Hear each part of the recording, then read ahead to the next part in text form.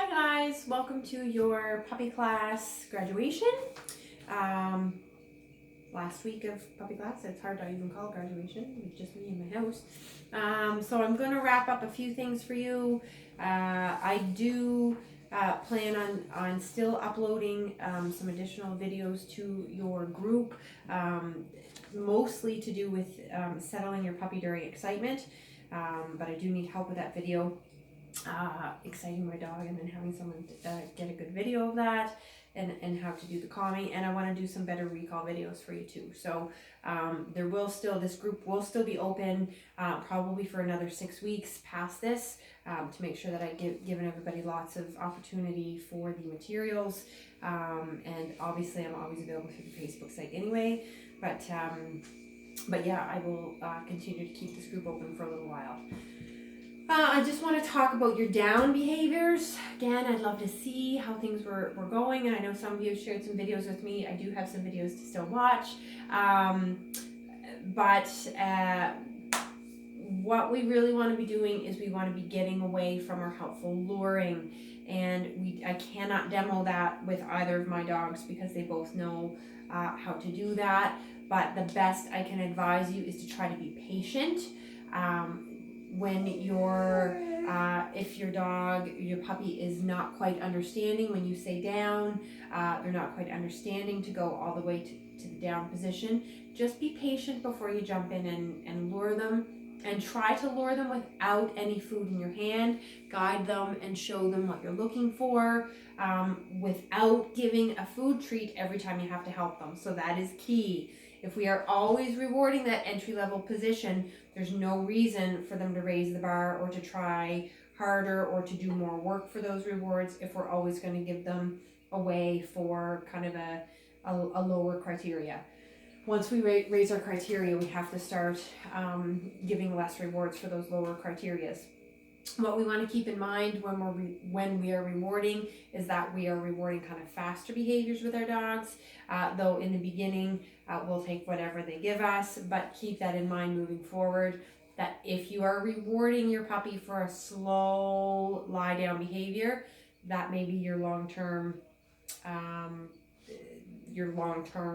kind of end goal for that. Even though you might like it to be faster, make sure that you're just mindful about how you reward as you move forward with that. Okay, so what to work on? I did want to talk about handling a little bit. Why don't I do that while I have Josie right here, and then I might do some things. I might use both my dogs just for fun, but probably I'll put one away. All right, so I'm going to bring this down here, and we'll talk a little bit about handling. So last week I talked about kind of hugging, handling, and touching them. Josie, come here. Josie, come here. Look at Josie's big bum right in the camera. Guess that's the way it's gonna be. Come here, Josie. That's not your good side. Come here.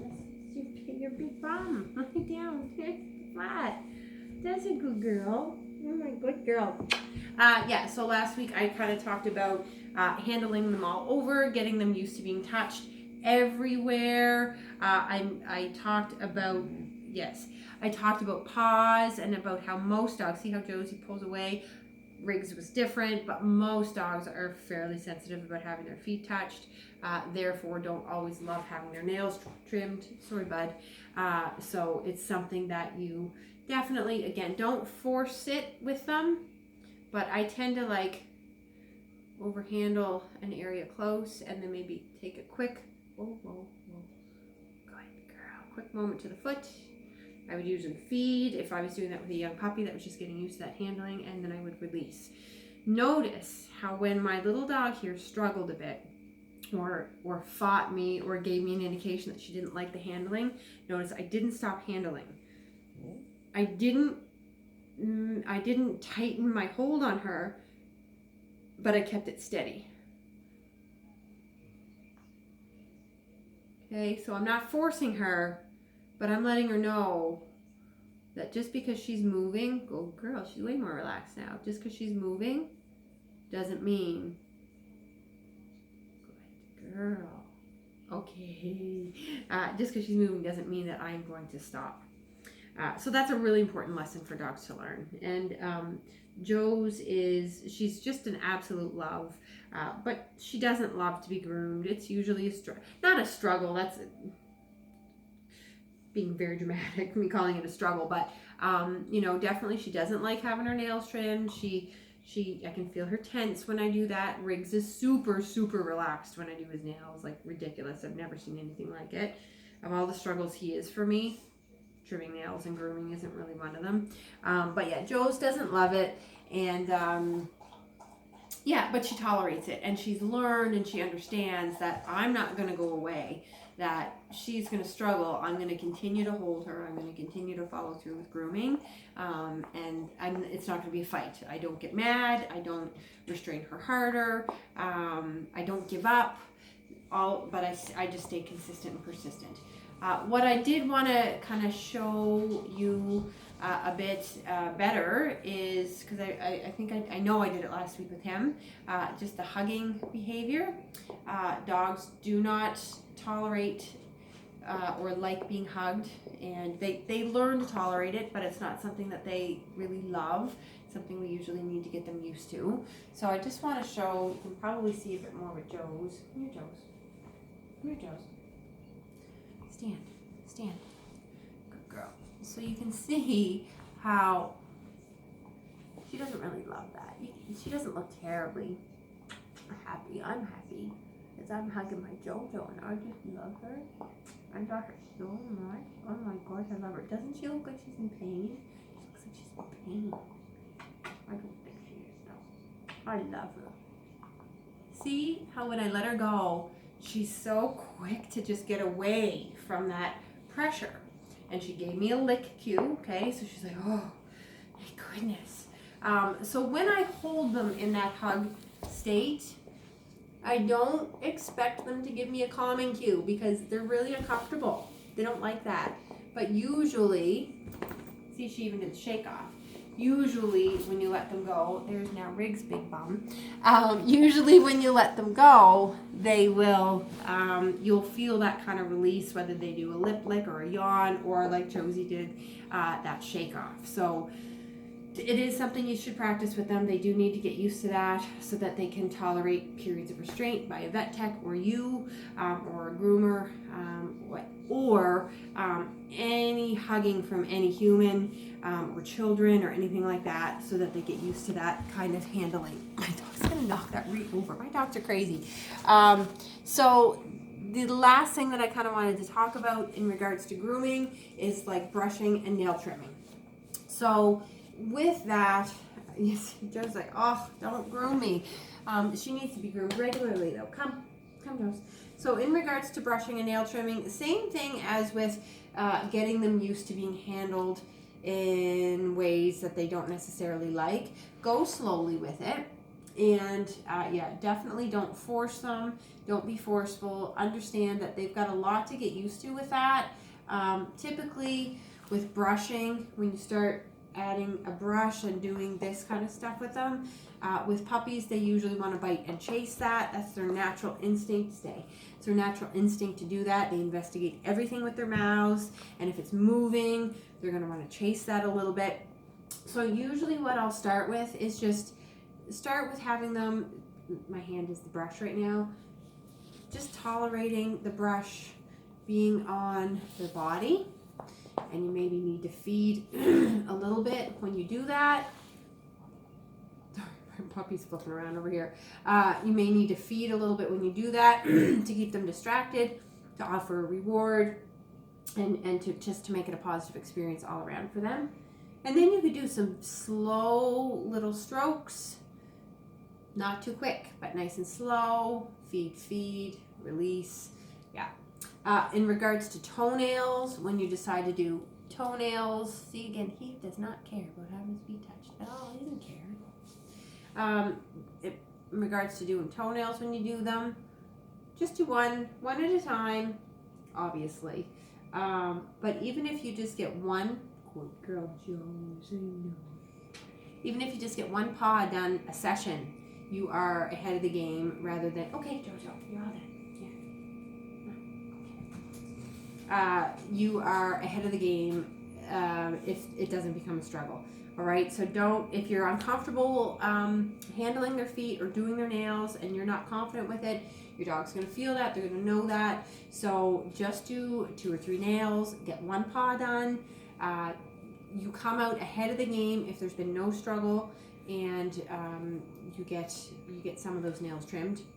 But if you pin them down and hold them and make it a struggle to get all the brushing done, all the nails done, all in one sitting, then that's not necessarily going to be a lot of fun for your dog. So you really want them to get used to that gradually. I'm going to move my dogs and I'm going to stand. Move, Joe's. All right. So that's your last little bit of advice I have for you on handling. And I almost said, does anyone have any questions? I'm in my normal tapes, you know. All right, so there's not a whole lot left for me to leave you guys with. I want to work on our sit stays a little bit. I already talked to you about your downs. Like to work on sit stays a little bit. I'm going to put Josie away and just use rigs. Sit. Stay. Jojo. Actually, I'll just use the both of them because they're both here. Here, Joes. Sit. Stay. So when you're working on your stays, in the beginning, it's important not to go too far. I cannot stress that. I am actually going to put one of these dogs away because I know that it's just going to be trouble, isn't it? It's just going to be trouble. Okay, we can move. Okay, come here, Joes. Come.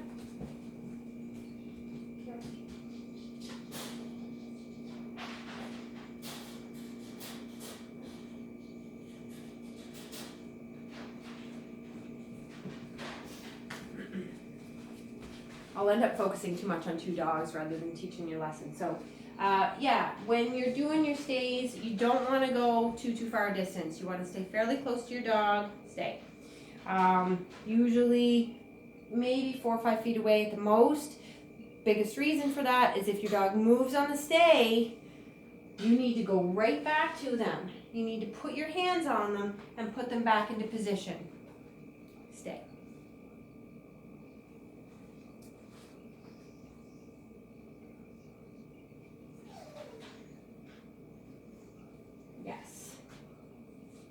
Stay.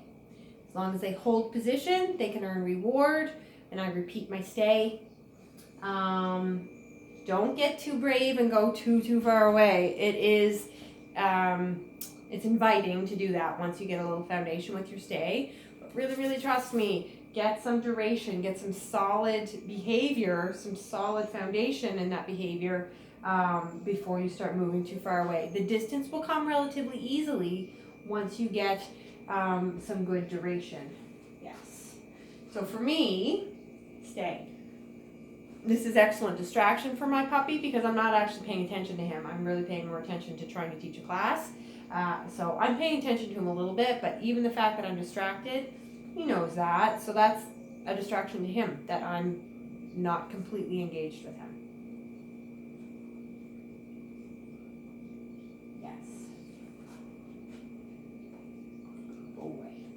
Okay, good job. So I always move them out of position when I'm all done with an okay. I encourage them to move. I make sure they move. I usually have a little bit more of a celebration after that. Some people and some trainers that I know will do a reward when they release. And there's nothing wrong with that. It's just not something that I tend to do. I tend to look at the release at the end as the reward in and of itself because they're free. They can move around. They have a little celebration with their handler. I don't want my dog thinking about that treat that's going to be thrown at the end. I want them thinking about the treats that are going to be delivered for holding position and then the release and play they're going to get at the end. So I like to kind of provide a little bit of balance that way. The majority of your reward for stay needs to happen in the stay position. That is the key. That is the most important. Once you get some solid duration on that behavior, you can certainly start adding a bit of distance. Don't get too greedy though. Just take one big step at a time as you do that. And work it certainly from a down position as well. I am now going to show you a leave it command. I'm just going to grab a little bit of kibble to do so.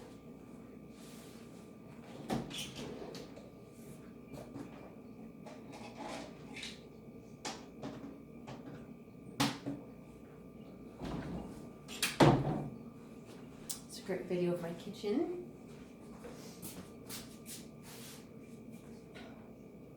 So, usually when I teach leave it, I will have two values of treat. One that I consider low value and one that I consider a higher value. I consider kibble, regular dog chow kibble, not dog chow, but you know what I mean, kibble. I consider that to be lower value. It's regular food that my dog eats all the time, and I consider my training treats to be higher value because they don't get them all the time. They are definitely stinkier, softer, and something that they're getting more as a treat. So, my deal on leave it. I think one of the biggest mistakes people make with leave it is they don't actually teach it. People just say it and expect their dogs to do it. So, what I think happens is people try to train it in the moment they need it. Your dog's getting into something, you just say leave it, leave it, leave it, you pull your dog out of it and carry on. Your dog tries to get into something, you say leave it, leave it, leave it, they gobble it down a little bit, you pull them out of it and carry on. They're not learning necessarily what you want them to know when they hear leave it or understand when they hear leave it. So here's my opinion. You teach it first. You teach the skill of ignoring something. You reward that. You give it value. And then once that is happening pretty reliably, then you name it. I name it leave it. So I'm going to show you with Riggs. Again, problem being, my dog knows his behavior. He is by far perfect. He'll be perfect in this environment, in this setup. His leave it is not, I haven't trained it enough yet that I consider it a real tool to me to use in my everyday life on our walks or outside.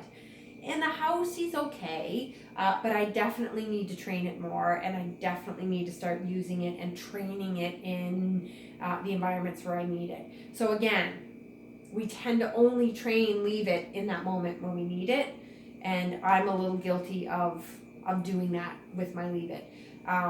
In that, I haven't spent enough time working that skill in the environment where I need it the most, which it tends to be on our walks and outside and in the yard.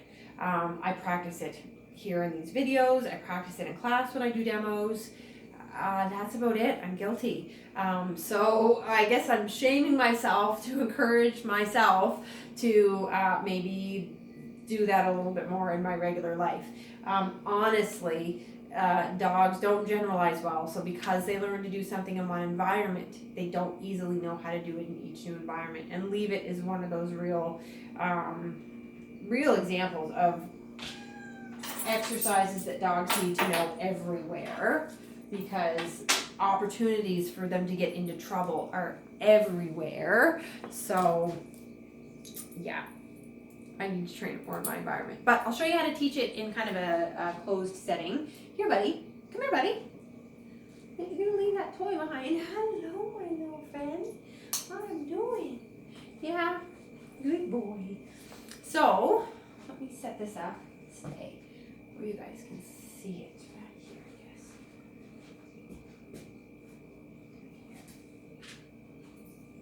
So the key is to have your dog on leash and have it as a setup.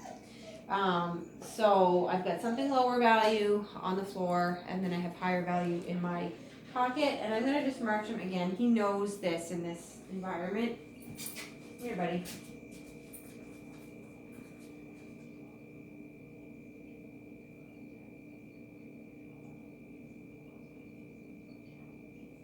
Yes. Okay, so I mark and reward the moment he looks away from those. Yes. Okay, so when he looks away from that pile of kibble I have on the floor, I mark and I treat. Come here, buddy. Whoops. Whoops.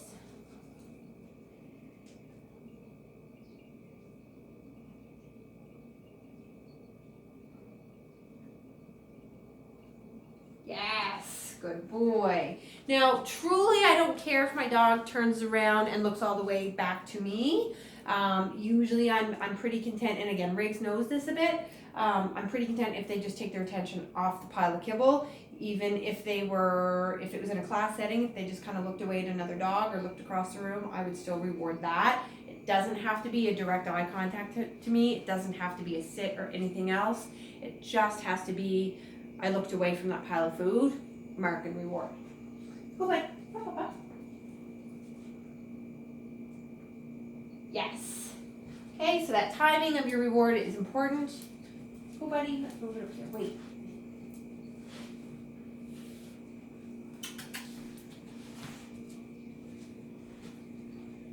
Yes. Okay, so now he's approaching. He's not even pulling me to it, and he'll look at me instead. Yes. Good boy. Good job. Here, buddy. Here. Just move it around, put it somewhere different.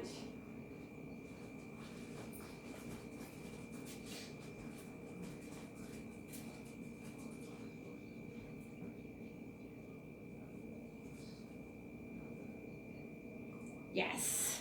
Okay, so I let him get a little close to it that time, kind of on purpose, kind of not, but kind of on purpose. I let him kind of engage in it a little bit more. Yes, good boy. We'll do that one more time. Riggs, let's go. Bye. Yes, good boy. So now he's walking by and looking at me instead of looking at that. Yes.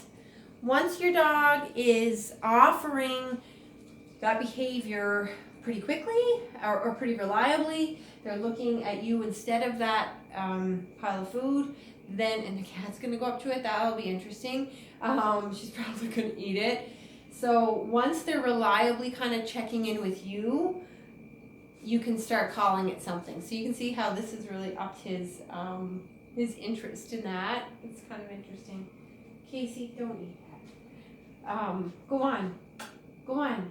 Anyway, once the dog is kind of looking back at you pretty reliably, you can call it something.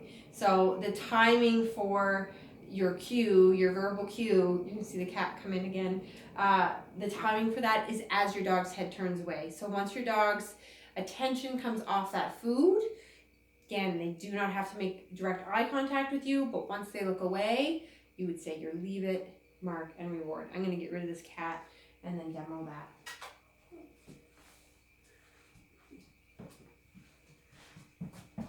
My dog almost got the food, didn't he? All right. Leave it. Yes. So I was a little slow there.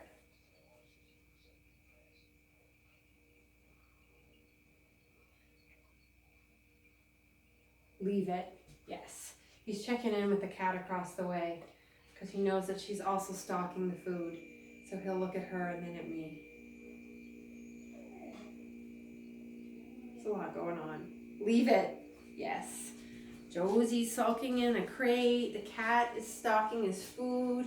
There's a lot to think about. Riggs, come here, buddy.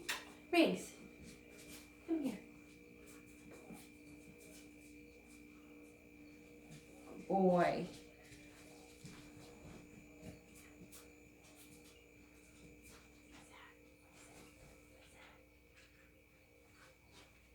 Leave it. Yes. Okay, so the timing of my verbal cue is when my dog looks away from that stimulation. Yeah, so that's your leave it. Again, it's always, hey, leave it. See how it doesn't work for me yet? So consequence for my dog would be a little bit of pressure. I bring him back and have him sit. Because he does actually know a little bit what leave it means. And we did literally just practice it. So I'm slightly disappointed that he didn't look up at all. Hey. So yeah, but that is how I train it clearly, and I know, and I did say that before. I do need to invest more in my leave it training with this puppy. It's something that I need to have with my dogs, I think is a really important skill to have.